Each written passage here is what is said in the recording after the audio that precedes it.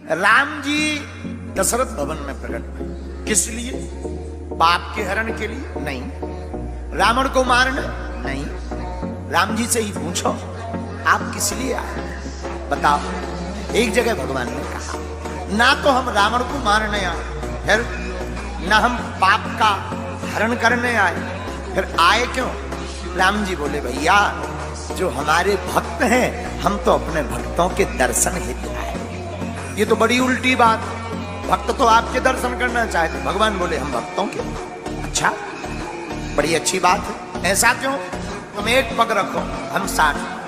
राम जी असाधारण लीला कर, किसके पुत्र? धर्म चक्रवर्ती राजा के। लेकिन असाधारण लीला क्या है? सबरी के घर जाना, केवट को गले लगाना, विभीषण जी को अपना बनाना, ये भगवान की असाधारण लीला है। भला कौन मनुष्य है जो उच्चता पाकर के सबसे अंतिम छोर के व्यक्ति को गले लगाए, निषाद राज जैसे को मित्र बनावे, बानरों को अपना सखा बनावे, सहयोगी बनावे, ऐसे एक केवल हमारे रघुनाथ जी ही है। हनुमान जी तो कह भी रहे सुंदर कांड में, किससे कह रहे? विभीषण जी से कह रहे। हनुमान जी आंखों में आंसू भर के कह रहे विभीषण जी राम जी पर भरोसा कर। बोले क्यों? बोले हमको देखो, हम कपि हैं। कपि मतलब बंदर। बंदर बड़ा चंचल होता है और एक और कमी होती बंदर में। बोले क्या? बोले बंदर में, बंदर बड़ा कामी होता, सबसे ज्यादा कामी कोई होता है तो बंदर होता है। ये हनुमान जी की प्रभुता देखो, बड़प्पन में भी कितना सरलता है हनुमान जी में। हनुमान जी आंखों में आंसू भर के कहते विभीषण जी हम तो इतने चंचल है, कामी है, कामना भरी पड़ी, लेकिन एक कमी और है। क्या? प्रातः काल कोई अगर हमारा नाम ले ले तो दिन भर उसको आहार नहीं मिलता।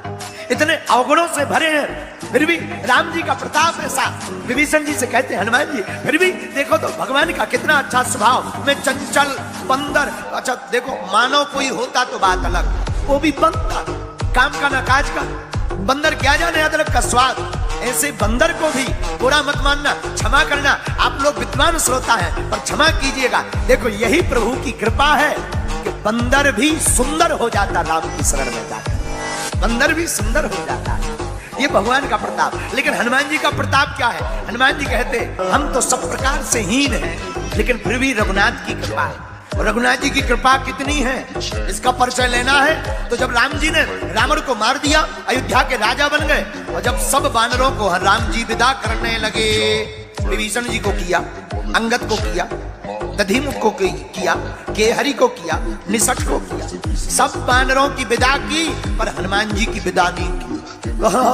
अयोध्या वाले बोले महाराज आपने सबकी विदा कीजिए, भाई साहब रुके हैं। तो राम जी बोले अब इनका कोई घर ही नहीं, इन्हें कहाँ भेजे? इनका कोई ठिकाना हो तो भेजे, इनका तो कुछ है ही नहीं। अयोध्या वाले बोले हमें तो बड़ा लफड़ा।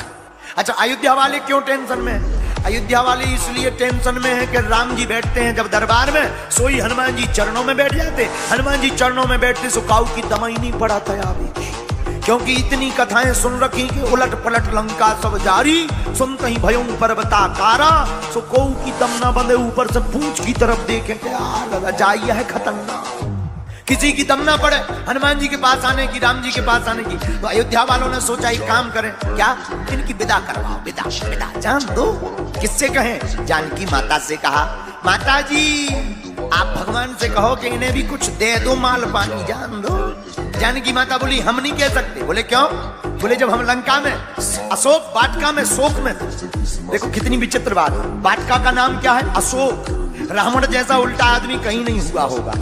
वाटिका का नाम रखे अशोक और हमारी माता बैठी शोक है, नाम अशोक वाटिका, पर माता जी बैठी शोक में। ऐसे ही रावण का एक पुत्र था, एक पुत्र का नाम था अक्षय कुमार। अक्षय का मतलब जिसका कभी ना हो क्षय, उसी का नाम अक्षय।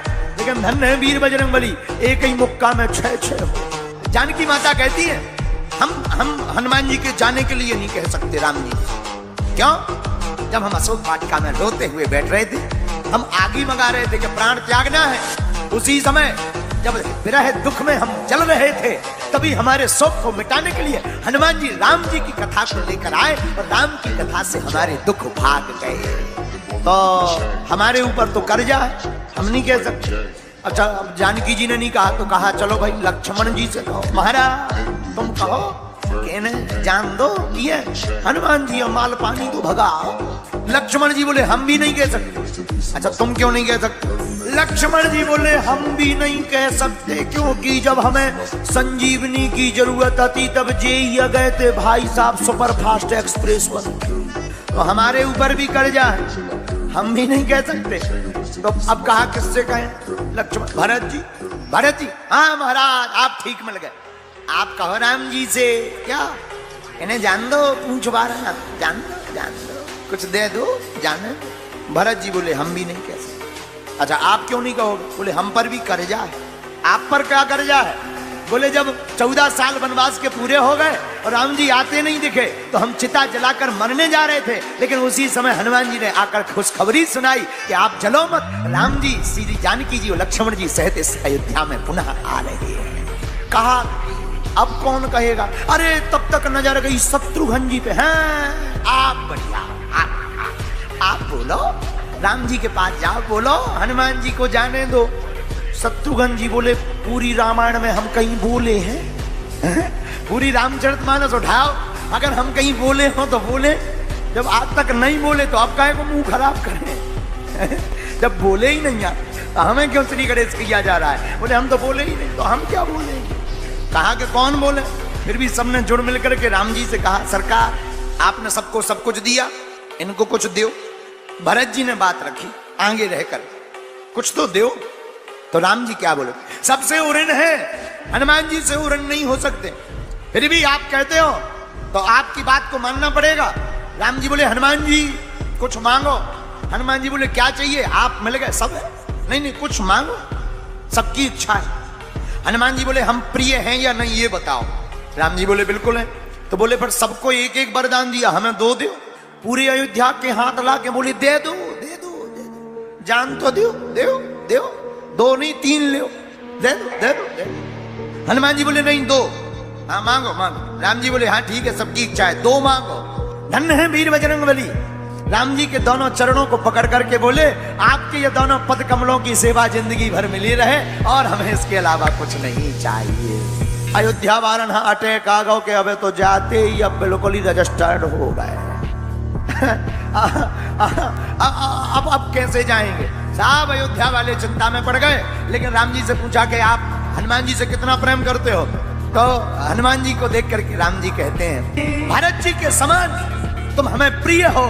हनुमान जी कहते विभीषण देखो हम कपि हैं, चंचल हैं, कामी हैं, ये रघुनाथ जी का प्रभाव तो देखो और राम जी का स्वभाव तो देखो कि हमारे जैसे बंदर को भी अपने चरणों में रखकर सुंदर बना दिया।